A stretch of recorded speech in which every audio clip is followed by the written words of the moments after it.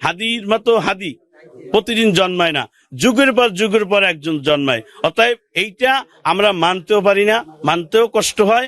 তাকে যেন নলসিটির মাটিতে তাকে আনা হয় এবং নলসিটি ঐতিহ্যবাহী চায়না যে মাঠ আছে এই মাঠে যেন তার জানাজার ব্যবস্থা করে।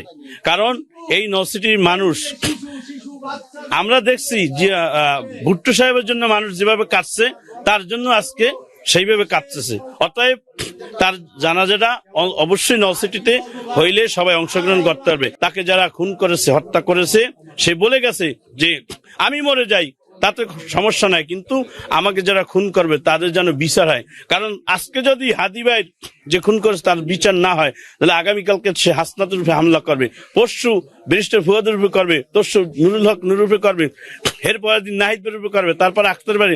এরকম আমাদের কথা হচ্ছে জুলাই বিপ্লবে যারা স্টেক হোল্ডার আছে তাদেরকে যেন আর হামলা হত্যা না করতে পারে, সেজন্য সরকারের কাছে বিনীত অনুরোধ সে যেন এটা নিরাপত্তা নিশ্চিত করে।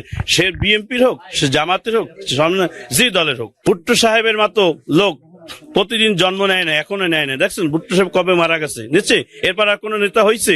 হাদি ভাই হয়তো সেই নেতা, কিন্তু সেটা হতে পারে না, শেষ করে দিছে। জিয়াউর রহমানের মতো নেতা বাংলাদেশ এখন আর তৈরি হচ্ছে, জন্ম নিয়েছে, নেয় নাই। অতএব হাদি ভাইয়ের জায়গা পূরণ করা, হাদির মতো হাদি প্রতিদিন জন্মায় না, যুগের পর একজন জন্মায়। অতএব এইটা আমরা মানতেও পারি না, মানতেও কষ্ট হয়।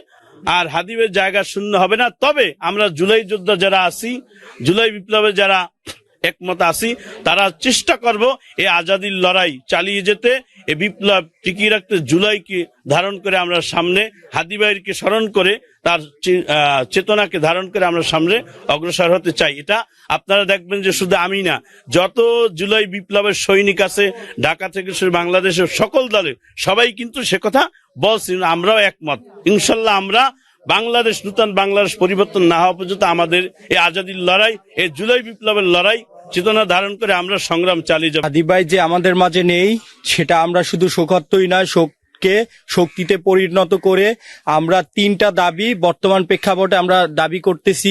প্রথমত হচ্ছে হাদি ভাইয়ের খুনিকে যতক্ষণ পর্যন্ত ইন্ডিয়া থেকে না দিবে ততক্ষণ পর্যন্ত পুরো বাংলাদেশ অচল থাকবে। আমরা অতীতে অনেক অবহেলার কথা শুনছি, কিন্তু এবার আর কোনো আমরা অবহেলার কথা শুনতে চাই না কিংবা আশার বাণী শুনতে চাই না, যতদিন পর্যন্ত না আসবে বাংলাদেশ অচল। দ্বিতীয় দাবি হচ্ছে হাদি ভাই একটা রাষ্ট্রীয় মর্যাদায়, শহীদিভাবে যাতে রাষ্ট্রীয় মর্যাদায় তাকে দাপন করা হয়। তৃতীয় দাবি হচ্ছে আমরা নলছিটির সন্তান, ঝালকাঠি জেলা থেকে আমরা এই গণমানুষের দাবি, হাদি ভাইয়ের জানাজা আমাদের ঐতিহ্যবাহী চায়না মাঠে আমরা সবাই মিলে অংশগ্রহণ করব। আমি এই রাজনীতি পছন্দ করতাম না মূলত, তো সে আমাকে ডাইকে নিয়ে বলতেছে, মাসুম ভাই দেখেন, আপনি যদি রাজনীতিতে না আসেন তো রাজনীতি আসবে কারা? চোর বাটপাড়ার রাজনীতি করবে?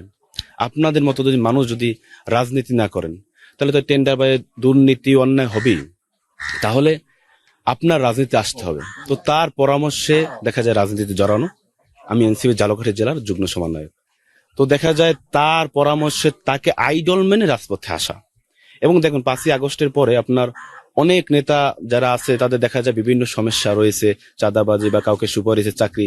কিন্তু আমার ভাই ওসমান হাদির, তার বিরুদ্ধে একটা মিডিয়ায় গুঞ্জনও সৃষ্টি হয় না যে 1 টাকা চাঁদাবাজি করছে বা দুর্নীতি করছে। আপনারা দেখেছেন ঢাকা 8 আসনে সে নির্বাচনে প্রচারণা গেছে, মানুষ তাকে কতটা সহযোগিতা করছে, নিজের পকেটে টাকা দিয়েছে। এখন আমাদের মূল দাবি হলো একটাই, যে আমার ভাইকে যারা শহীদ করেছে, আমরা চাই যেই আসামি ধরা পড়েছে তাদেরকে অতি বিলম্বে তাদেরকে ফাঁসি দিতে হবে, এবং যেই আসামি এখনো পলাতক আছে তাদেরকে ধরে এনে তাকে দ্রুত ফাঁসি দিতে হবে।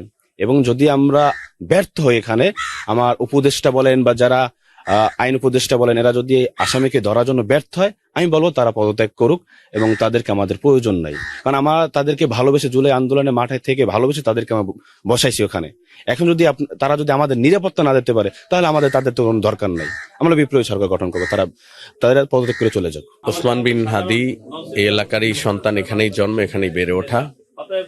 এখানের প্রতিটি পাতায় পাতায় তার সম্পর্ক। আমরা তাকে ছোট ভাই হিসেবে ছোটবেলা থেকেই দেখেছি। আজকে হাদি নেই, এটা আমরা কিছুতেই মেনে নিতে পারছি না, নলছিটিবাসী, ঝালকাঠিবাসী তথা দেশবাসী। অতএব এই অবস্থায় আমাদের কথা হচ্ছে যে তার অসমাপ্ত দায়িত্ব পালন করার জন্য আজকে যুব সমাজ হাদি শরীফ হাদি যে বক্তব্যগুলো দিয়ে গিয়েছে, এটা আমাদের দেশের বা ভবিষ্যৎ প্রজন্মের জন্য একটি মেসেজ।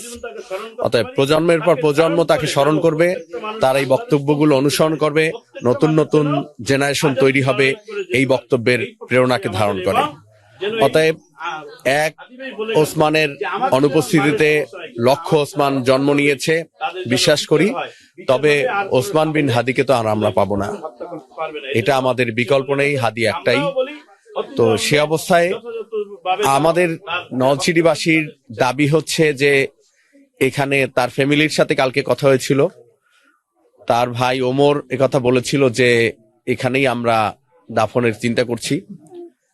আবার তার ভাই আবু বকর তার সাথে যখন সে কালকে ফ্লাইটে উঠতেছে সিঙ্গাপুর যাওয়ার জন্য, তখন বলেছে যে জুলাই যোদ্ধাদের দাবি হচ্ছে ঢাকায় দাফন দেওয়ার ব্যাপারে, আর আমাদের ফ্যামিলির আগে আগ্রহ ছিল নলছিটির ব্যাপারে। তবে এখন আমরা তার বোন মাসুমার কথা বলেছে যে সে যে সিদ্ধান্ত নিবে সেইটা, নলছিটিবাসীর দাবিও যৌক্তিক, আবার ঢাকার দেশবাসীর দাবিও যৌক্তিক। আমাদের প্রস্তাব হচ্ছে দুইটার কম্বিনেশনে নলছিটিতে অ্যাটলিস্ট যেন একটি জানাজা নিশ্চিত হয়, নলছিটিবাসী তার মন খুলে যেন দোয়া করতে পারে। আর যদি দাফন অবশ্যই ফ্যামিলির অনুমতি সাপেক্ষে হয়তো ঢাকায় হতে পারে, সংসদ ভবন কিংবা কবি নজরুলের পাশে। আর আমাদের প্রধান দাবি হচ্ছে অবশ্যই যেন এটার বিচার নিশ্চিত হয়ে নতুন বাংলাদেশ গড়ার ক্ষেত্রে পরবর্তী এই প্রজন্ম যাতে নিরাপত্তা বোধ করতে পারে, সে ব্যাপারে আমরা জোর দাবি জানাচ্ছি।